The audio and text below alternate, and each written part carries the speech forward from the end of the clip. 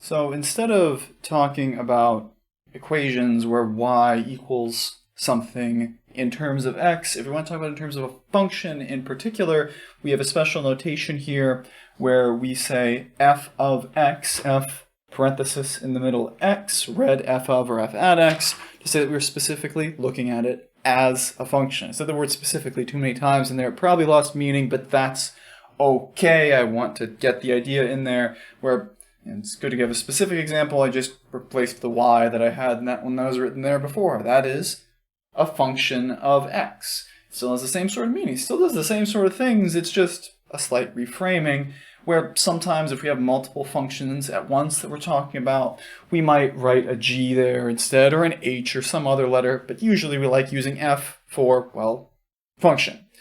And so let's get one more example here just to understand exactly how this notation works, how it actually looks, what it, in a sense, does.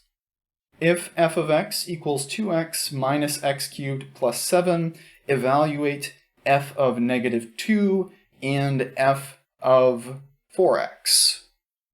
So, if we want to evaluate at those values, or one of them's not quite a value, all we're doing there is saying, let's take our function and see what happens when we make x equal to some specific thing. So, in that first case, if we want to find f of negative 2, what we would do is just plug it in. So, we have 2 times negative 2 minus negative 2 cubed plus 7.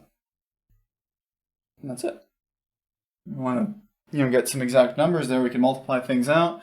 We would get negative 4, negative 2 cubed with another negative in there becomes plus 8. And then we add 7, and putting that all together, we end up with 11. And then on the other hand, if we want to do something like f at 4x, it actually isn't that different. We're just plugging in 4x. So you got 2. Here we're going to plug in a 4x.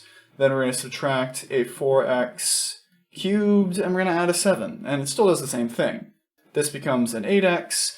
There we would have 4 cubed is 64.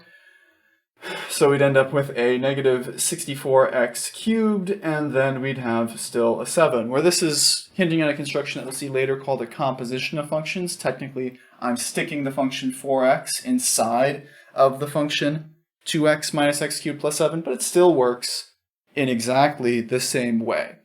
And then from here, we're going to talk about some of these same sort of properties that we had with equations, just now in this new language, where first, we're going to look at graphing functions.